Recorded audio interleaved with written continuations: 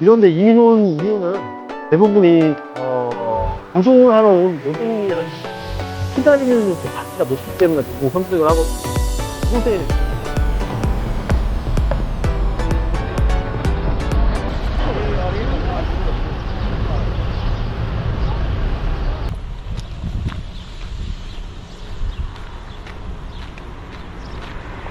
Hi. How are you doing today? Hello. I'm my wife contact. Yes. Albanian Okay. number, okay? Okay, thank you. Thank you. Bye.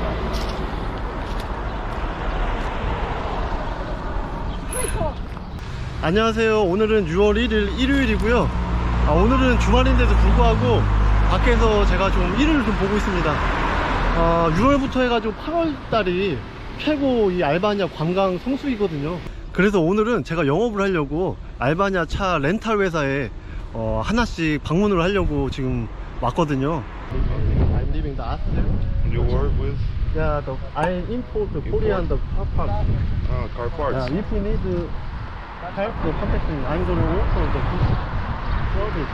Okay, check the will inside give, level. I will give this to my boss. Yeah, Okay. yeah. Thank Because you. there are many Hyundai cars Yeah, here. Hyundai, Kia, Wow. MG.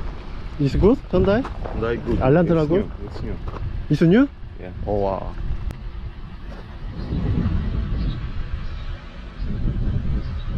New. Okay. Okay, brother. Thank you. Thank you. Bye. 오토모빌 파. Oh, parts for Yeah, car. part. Yeah, yeah. Oh. Hyundai for Kia. I see. Okay, check the inside. Yeah. Okay. No problem. Thank you. Thank I you so appreciate much. Check the inside. You bring the car from Korea here? Or not? It's okay. My special part is automobile part. Yeah, I understand. Hyundai. PS Magina. My wife is Yes. Albanian. Speak to. What is your name? 대영. Teyon. 대영. Thank you. Thank you. Thank you, my Bye friend. bye. Çatal'daki yüksekleşin. 지난주까지만 해도 이렇게 덥진 않았거든요. 이번 주 들어서면서 낮 기온이 30도까지 이렇게 오르면서 진짜 너무 덥네요. 해외에서 먹고 살려면 가끔 이렇게 주말에 일을 해야지 어떻게 하겠습니까? 저는 사실 근데 주말에 이렇게 일하는 것도 즐거워요. 세상에 일하고 싶은데 일 못하는 사람이 얼마나 많은데요. 특히나 이제 해외에서 일 없고 돈 없으면은 그만큼 우울한 게 없어요. 진짜.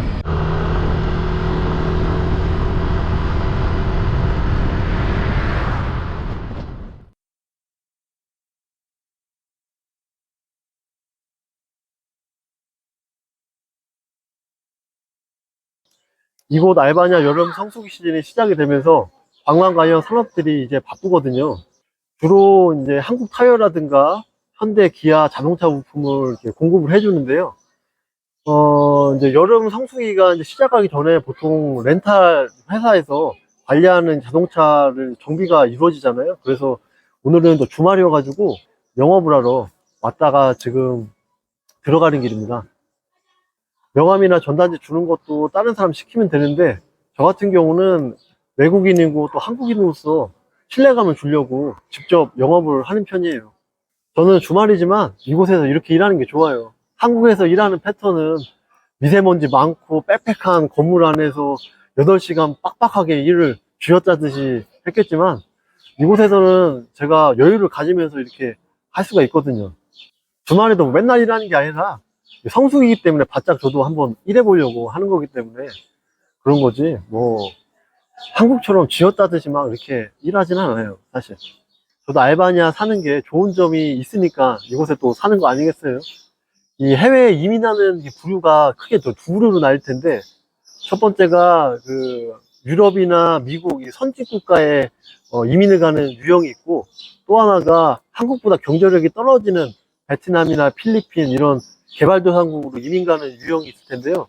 먼저 미국이나 유럽 선진 국가에 이민을 가게 되면은 특히 미국 같은 경우는 철저하게 자본주의 시스템으로 운영이 되고 이 자본주의를 택하면서 경제를 성장하고 시중에 돈이 많이 풀리는데 돈이 자꾸 한쪽으로 쏠리는 부작용이 나면서 우리나라도 마찬가지지만 이 어떻게 분배를 할 거냐, 이 양극화된 이런 빈부격차를 어떻게 분배를 해서 그래도 보완해서 나가느냐, 이런 거에 고민이 많잖아요.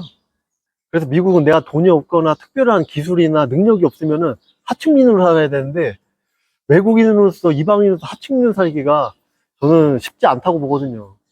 하층민으로 미국에 사느니 한국에서 사는 게 더 낫다고 저는 보거든요.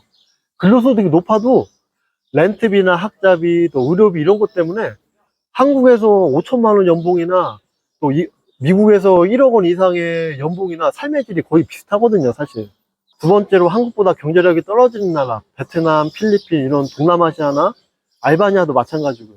이런데 이민 온 이유는 대부분이 노동을 하러 온 노동이민이 아니고 투자이민으로서 가치가 높기 때문에 보통 선택을 하거든요. 개발도상국에 노동을 하려고 이민 오는 거는 뭐 일반적인 것 같지 않고요. 개발도상국에서 일하느니 차라리 한국 가서 최저임금 받고 일하는 게 훨씬 낫죠.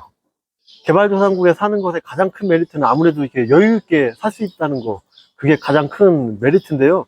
보통 이제 오시면은 이제 내 집 마련 하나 해놓고서 소일거리는 이제 숙박이나 여행 관련 사업을 하는 게 이제 보통인데, 이곳에서 크게 뭐 큰 소득을 올리겠다 이런 건 좀 욕심인 것 같아요.